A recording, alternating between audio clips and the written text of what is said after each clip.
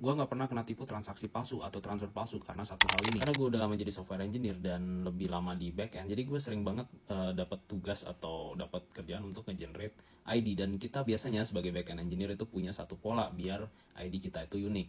Jadi polanya ini biasanya sih namanya IMD, tapi ada juga yang biasa pakai MDI atau DMY.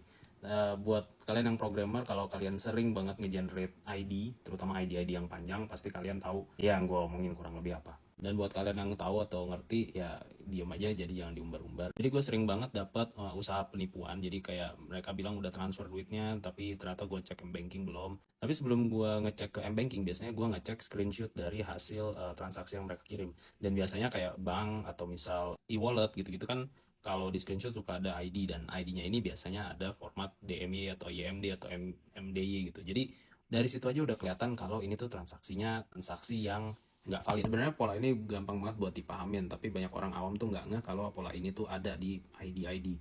Karena semua penipu yang nyoba nipu gue itu nggak pernah ngedit hal ini, tapi yang lain tuh diedit sama mereka, tanggal, nama, dan lain-lain. Padahal ini bisa jadi filter pertama sebelum ke mutasi. Gue nggak mau ngebahas pola ini lebih dalam karena gue takutnya malah dipakai dan malah editan screenshotannya malah dibenerin dan malah gue jadi susah ngedetect nantinya, atau kita yang tahu jadi susah ngedetectnya. Dan buat kalian yang nggak ngerti, ya paling aman sih cek mutasi M-Banking kalian. Lo bisa follow gue kalau mau denger gue yapping tentang dunia IT.